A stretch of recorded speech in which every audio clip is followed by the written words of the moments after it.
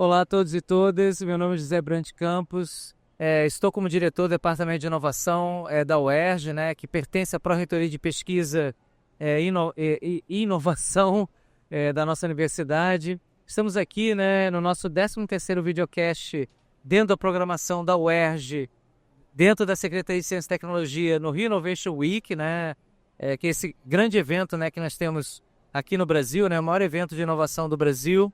E o nosso tema, né, do podcast agora, né, é projetos e inovação na UERJ, né? Então a gente vai apresentar aqui dois casos, né, bastante interessantes, bastante importantes, de projetos de inovação desenvolvidos aqui na nossa universidade. E para falar, né, desses exemplos, a gente trouxe aqui, eu vou chamar de a professora Leilane Furtado de Almeida Carvalho, né, que tem uma empresa incubada, né, na nossa incubadora lá da FAT de Resende, né? E também trouxemos aqui o professor Marcelo Obrasca, tá certo a pronúncia? Obrasca, né? Do Departamento de Engenharia Ambiental, né? Da nossa Faculdade de Engenharia aqui no Maracanã. Então eles vão trazer duas situações bastante interessantes e importantes. E para começar a nossa conversa, né? Eu vou começar falando aqui com o professor Marcelo. Primeiro quero agradecer aqui a presença da Leilane e do Marcelo, né, aqui no nosso podcast, no nosso videocast, né, e o professor Marcelo, né, ele tem um desenvolvimento muito interessante, né, que é um trabalho, né, de inovação associado, né, ao uso das águas de reuso, né, e ele teve a oportunidade, né, está desenvolvendo isso, né, alguns softwares e aplicativos, né, desse uso, né, para ajudar, né, nesse uso da água de reuso, né.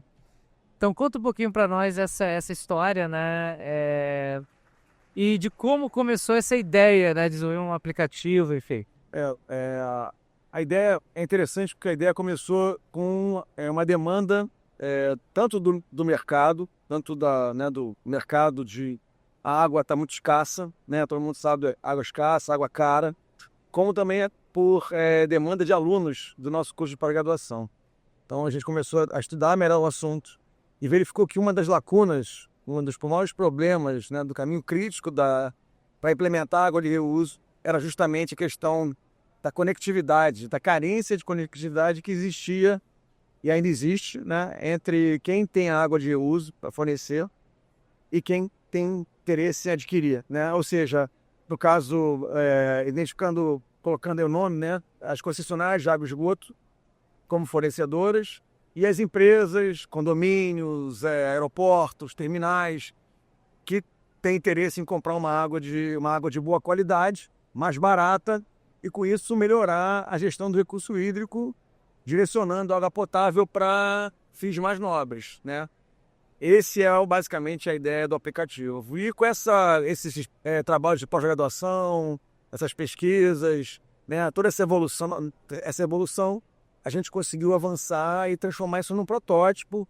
Temos uma patente da NPI, estamos caminhando aí para a versão 3.0, que é a versão comercial, vai ser disponibilizada para o mercado. Isso seria, né? Eu vi, né? Eu dei uma pesquisada, claro. Que são dois softwares, né? O SIGAS e o Reuse. Sim. Então esse que está indo para a versão 3.0 é o SIGAS. Esse é o Reuse. Esse é o Reuse. O Reuse é um aplicativo. É um aplicativo. Uma coisa muito mais prática, é uma coisa assim bem...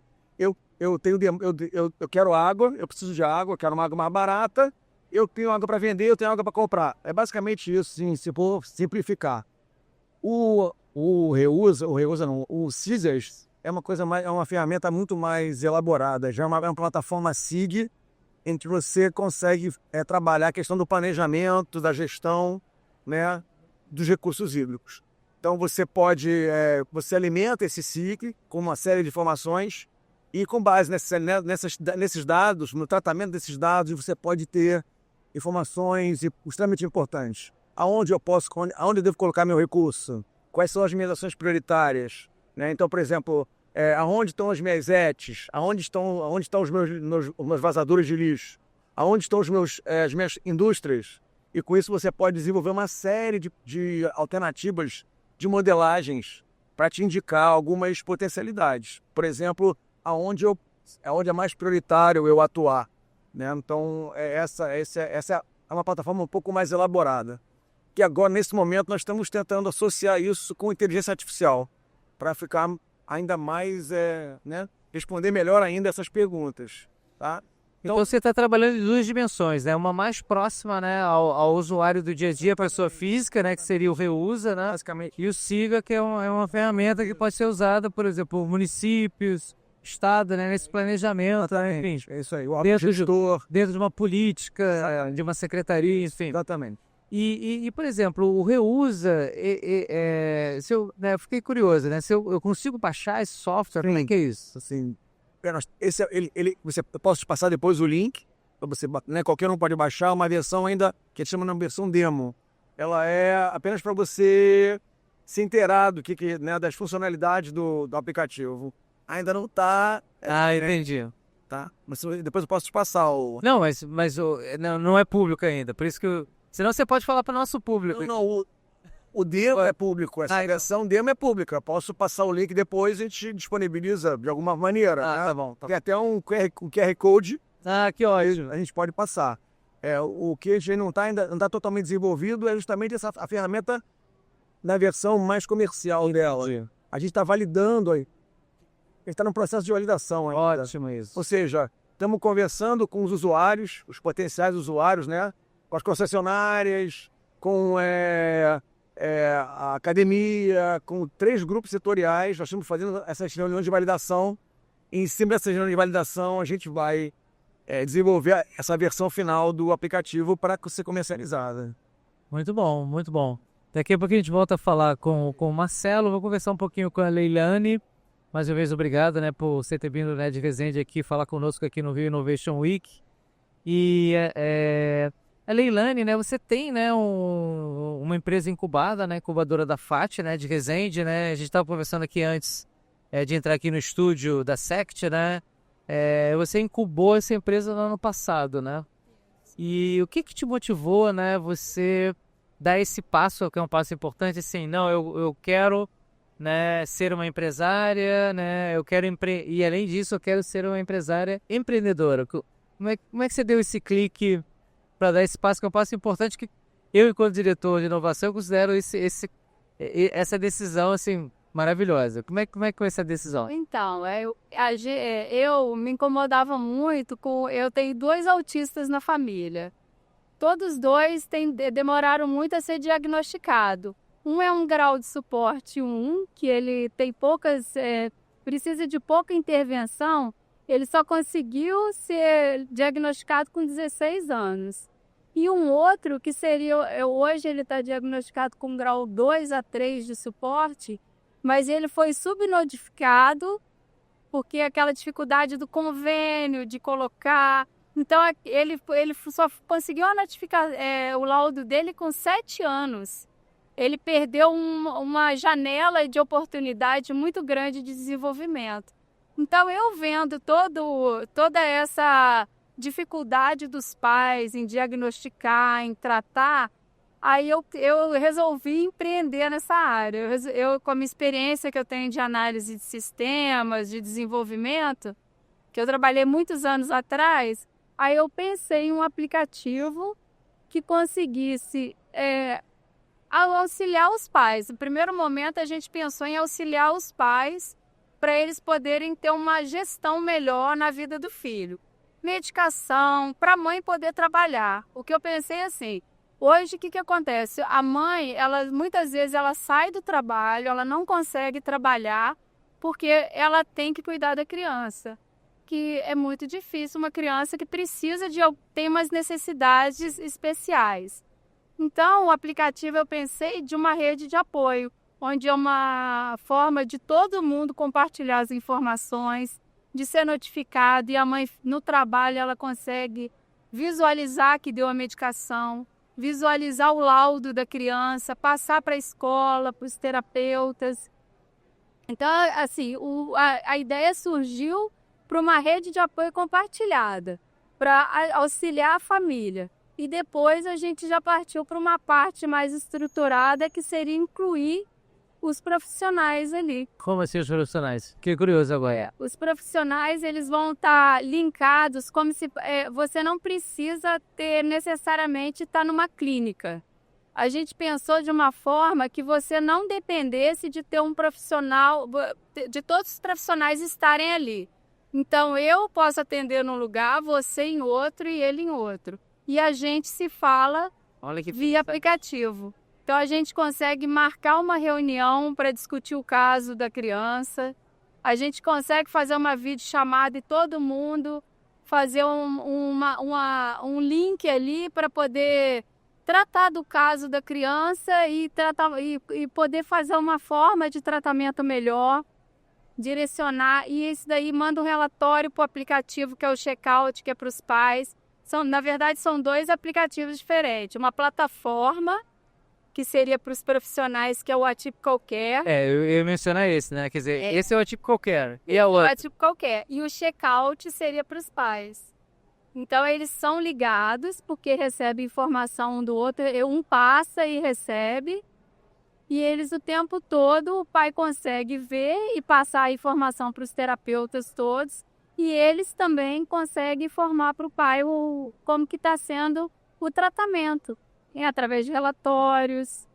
E hoje a gente trabalha muito, assim, vai muito congresso, tá conversando o tempo todo com profissionais, justamente para direcionar, para a gente poder fazer um tratamento melhor. Pegando aqui o gancho, né, do professor Marcelo, né, quer dizer, ele mencionou a questão da validação, né, seria como se fosse validar, né, essa dinâmica, né, de interação, né, dos profissionais com isso que você está montando agora nesse momento. Como é que você vê hoje, né, falando aqui para os nossos ouvintes, né, a tua evolução enquanto empresa incubada? Como é que esse desafio, né, de montar um negócio, né, quer dizer, você está montando um negócio protegido dentro da universidade, né, dentro da nossa incubadora. Como é que é essa sensação, né, de tá ali, bom, agora eu já sou uma empresa incubada, o que eu faço agora, né? Como é isso? É muito desafiador.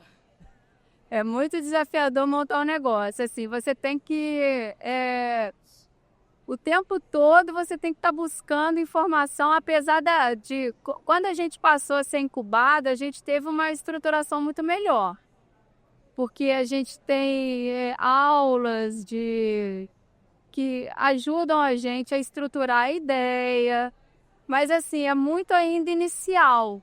Então daí a gente vai partir para uma aceleração, que aí sim, mas a gente tem que ter o MVP pronto para poder acelerar, né? Explica para os nossos ouvintes o que é um MVP. O MVP é um produto mínimo viável que você tem que ter para você testar no mercado. Então, para você poder acelerar o seu negócio, você precisa ter esse aplicativo, esse produto, né? Não necessariamente um aplicativo. Sim. Mas você tem que ter um produto que você vai validar no mercado e aí sim você consegue acelerar. A gente já validou com pais, a gente já passou formulários, a gente já validou a ideia, a gente participou da Web Summit, já tem 2 anos que a gente participa. Então, assim, a gente já tem essa validação do mercado ali em si, de pessoas que procuram a gente, mas não o produto ainda no mercado. Entendi. E você também mencionou, né, na conversa em off, né, você vem participando, né, de fóruns, como é que é isso? Isso, eu participei agora, né, do ECA USP, que é um evento de neurodiversidade. Aí esse daí foi focado em tecnologia e a gente foi como startup apresentando como que seria o caminho da autogestão no autismo, que seria como que o nosso aplicativo, ele ajuda, no caso, o que a gente mais quer como aplicativo é que a própria pessoa consiga gerenciar a vida dela. Sim. Então, assim, a gente vê que as pessoas transitam entre os graus de autismo ali, que é o grau de suporte 3, 2 e 1, a gente percebe que a pessoa consegue evoluir. Então, a ideia do aplicativo é que o próprio autista, o próprio neuroatípico, ele consiga gerenciar a vida dele. Ele consiga ir no hospital e ter todas as informações dele, ele consiga ir numa consulta e ali ele tem os laudos dele todos ali no aplicativo. Ele consiga ser notificado das medicações que ele tem que tomar. Então, é uma autogestão mesmo. E você também foi um dos projetos selecionados, né, do edital da FAPERJ de Hub Startup, né? Isso. Como é que está sendo essa alegria, né? Enfim, porque é uma alegria quando você tem um projeto selecionado, né? A gente agora está